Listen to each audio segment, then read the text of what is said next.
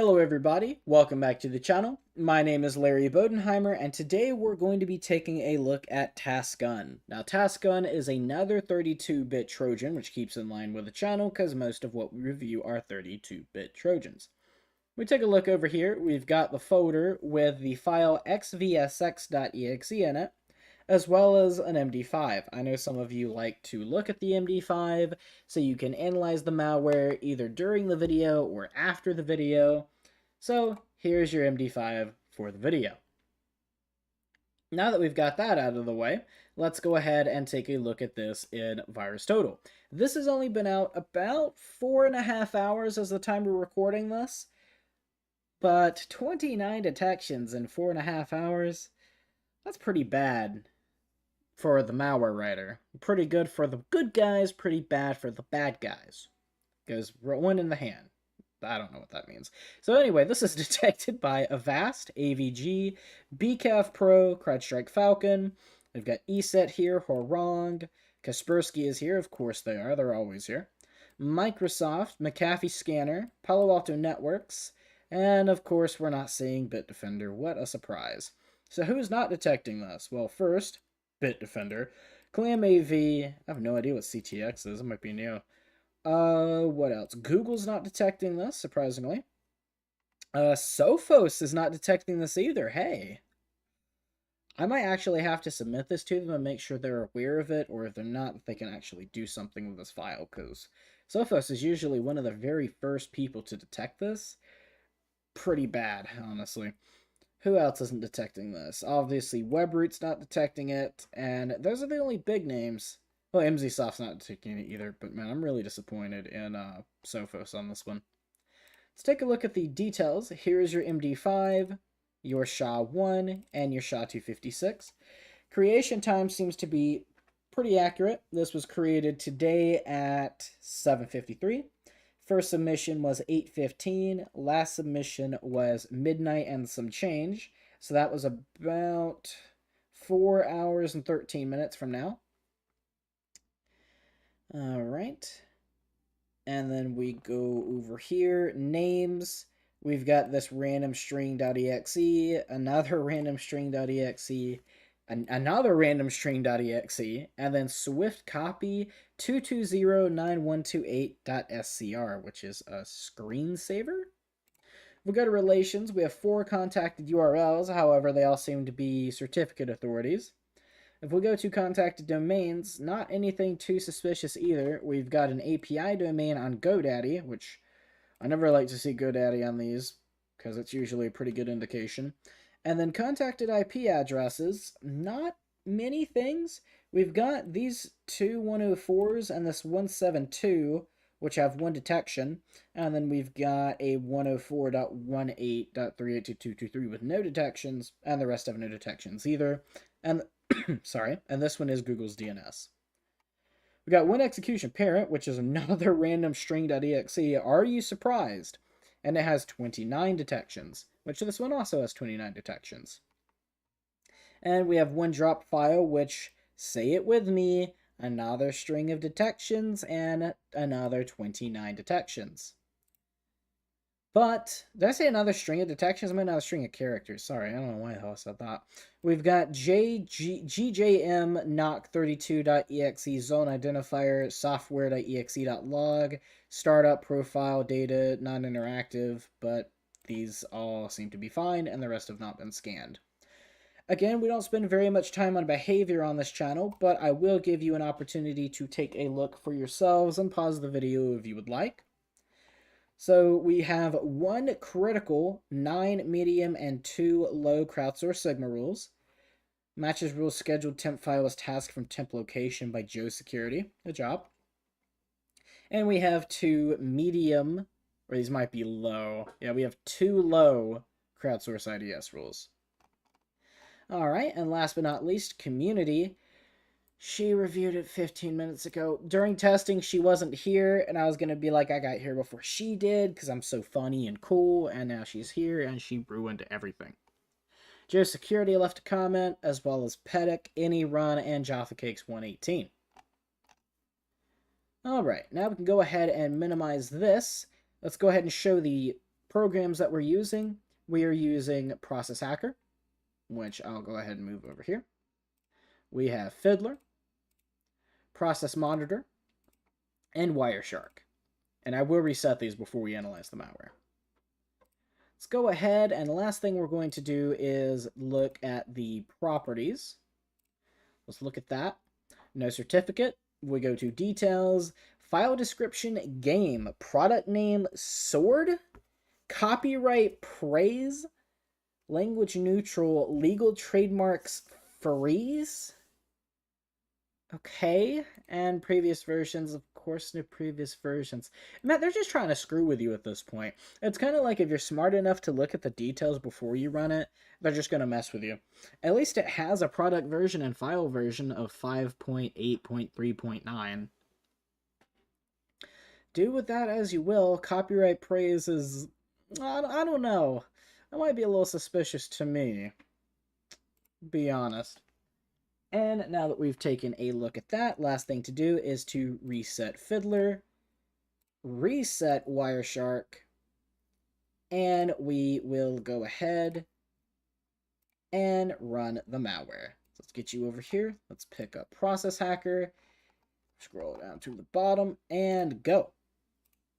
Go. Do you want to allow this app from an unknown publisher to make changes to your desktop? Of course I do. I installed it for a reason. And it is running under explorer.exe. Let's go ahead and minimize Firefox. And we'll take a look at Wireshark over here. I do see a few connections, but I'm not seeing anything too out of the ordinary. But now we've got PowerShells, conhost, regservices.exe. It's a net services installer. But I'm not seeing any connections that are, you know, sticking out to me. I do see a 104 here. And if we take a look... Oh, it popped up a few service hosts. It might have been something else, but, I got my eye on you, pal. If we go to relations, is that one of the 104s that we saw earlier? 26.13 Yes, it is. Okay. It's just a TCP connection, though. We do have quite a few more connections now. We have a reset acknowledgement. That's always interesting to look at. 162.159.614. It's not there, so... maybe, maybe not. We've got a server hello from 51.104.15.252. That's not there either. Not really anything that's, like, sticking out to me. Okay, now we're starting to see it a lot, though. And then we've got another reset acknowledgement, so maybe something we can take a look at. Other than that, I'm not seeing much. We do have that 104. 151 is fine. Got some multicast listener reports from a IPv6. Oh, here we go. What the heck? We got 5 reset acknowledgements. Oh, 6 to the same IP address. 104.84.231.220. I don't recognize that one. Yeah, that's not here. Okay. And Reg Services is still running, so it's still installing some stoof. Let's go ahead and open a new tab. I'm interested in that one. 84.231.220. If we hit enter, then no URLs invalid. Yeah, okay. Right. Right. Interesting. What else have we got here? I did want to check out that 104, but that's on VirusTotal, so we can just do it from there. Anything else is sticking out to me? Got a bunch of connections from this, this 34.120. Not necessarily suspicious on its own, but if I connect to it, 34.120.208.123, it takes us to a blank page. Uh-huh. I see. I see, says the blind guy to the deaf guy.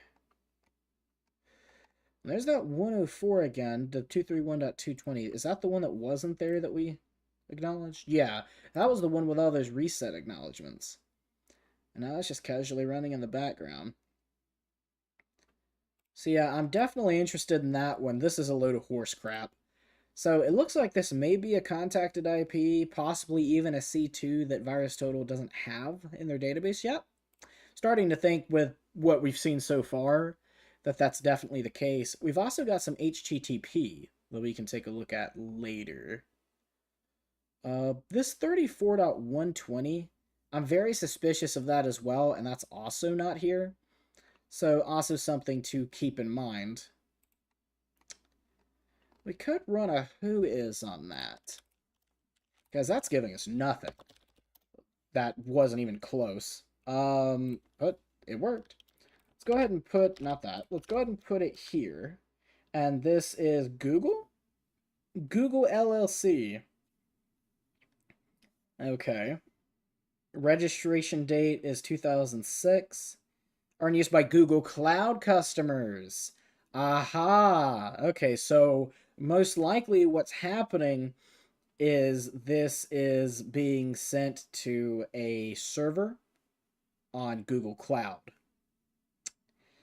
Yeah, so I'm definitely thinking maybe we've got a C2 or at least a website where it's pulling some information.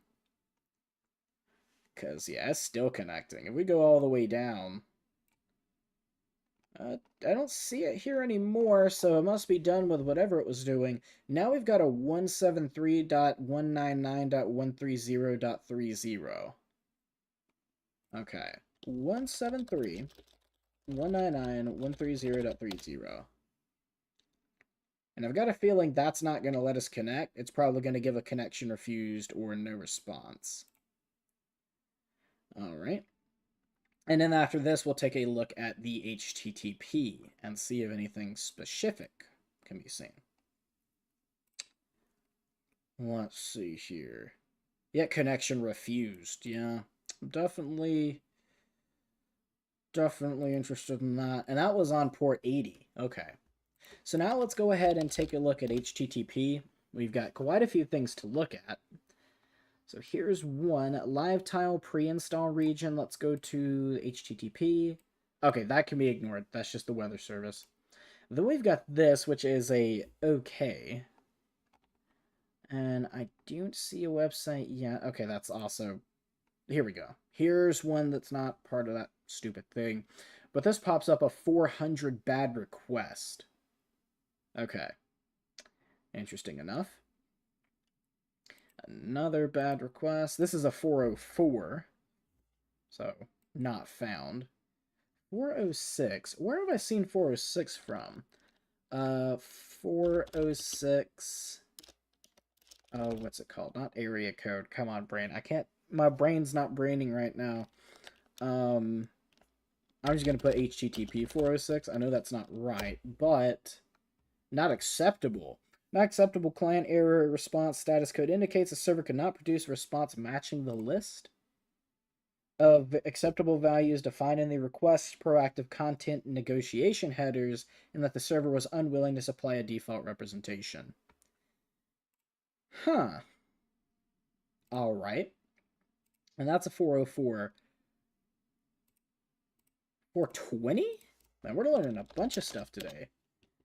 Method failure or enhance your calm. Oh, I get it. 420. Haha. Lamau. Is an unofficial HTTP status code that is returned by the server to indicate a client error. Interesting. And we've got a 418. What is with all of these? GP 418. I'm a teapot. What? Okay.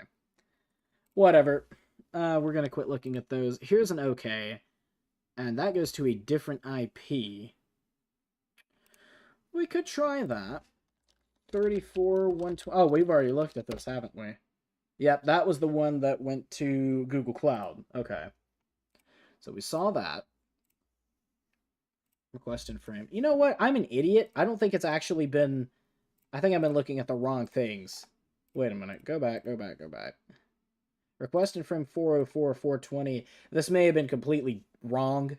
So just ignore all those HTTP status codes I was looking up earlier. That was my bad. I am a moron.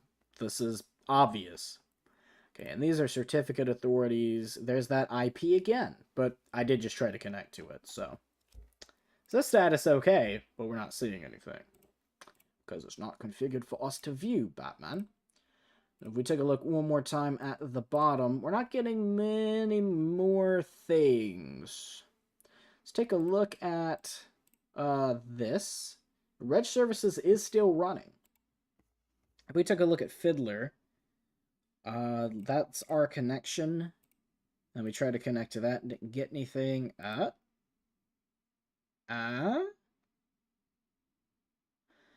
173.199.13930.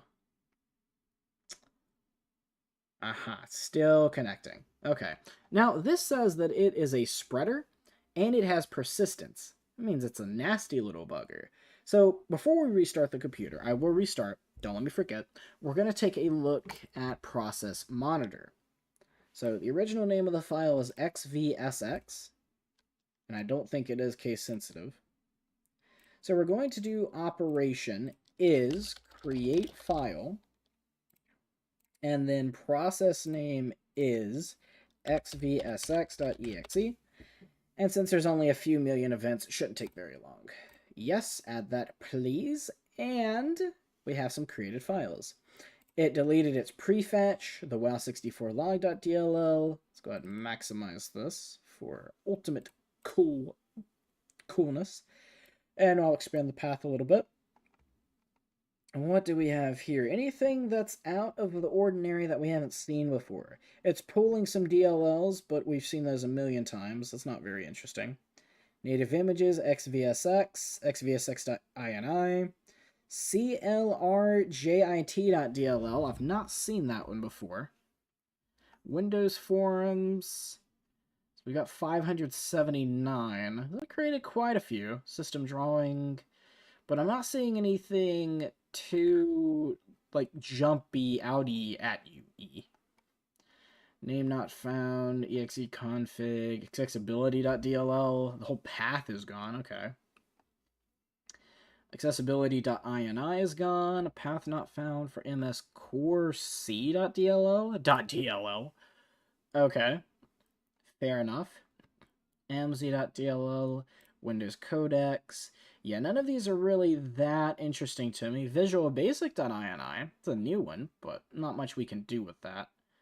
Name not found. Name invalid PowerShell.exe.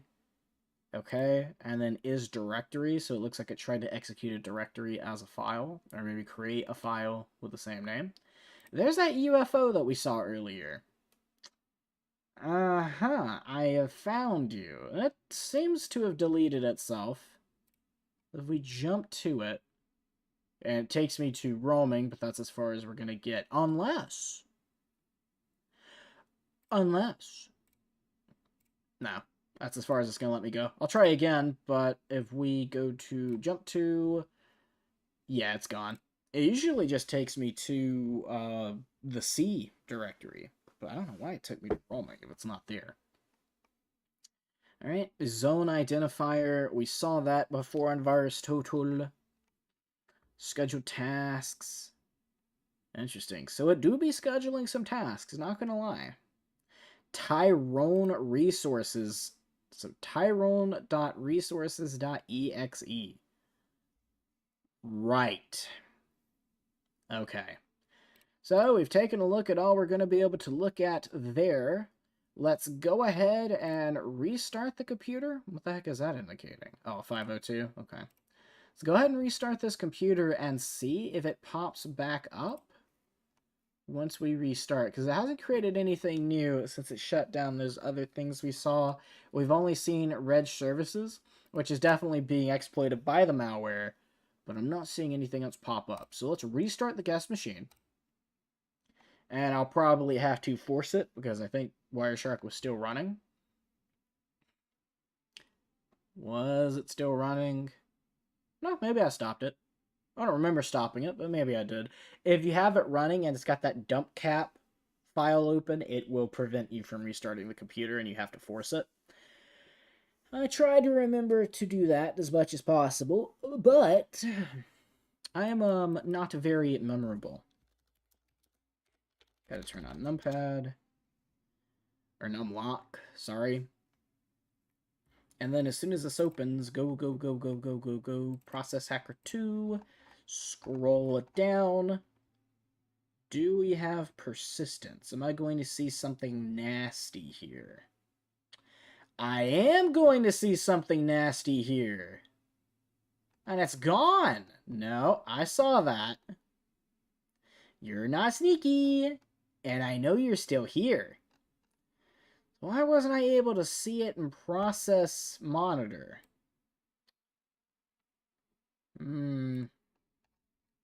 Tricky, tricky. Okay, so we know it starts with UFO. I'm almost ready to try restarting the computer again and seeing if we can jump to that directory. There is another option. If we go to Firefox and go to VirusTotal again, we go to Relations. We should have the whole name somewhere here. I think it was the execution parent. No? Now, I know I saw it before. I'm not an idiot. Was that one of its other names? Where names? It was. Oh? Okay, copy. And then we're going to go here. Not search sock. Go to this PC. And it's working on it. I need you to find me UFOT, and oh, it's F. I need you to find me ufothiotjvodkivs.exe. But I've got a feeling this is not going to be successful. Aha! Yeah, you think you're tricky. You think you're so tricky. So most likely what it's doing is it's creating a scheduled task every time that the computer restarts to run this file so that it can execute the net services installer once again. And then that's the cover name. I see. So it does have persistence. I think that's the first malware we've seen on the channel that both actually has persistence and says it has persistence and actually has it. Tricky, tricky. Alright, it's a nasty little bugger, but I think that is going to be it for what the heck is that?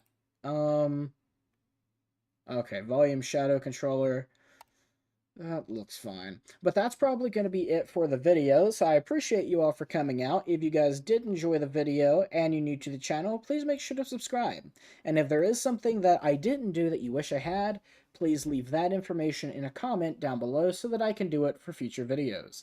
My name is Larry Bodenheimer, you guys have been amazing, and I will see you in the next one.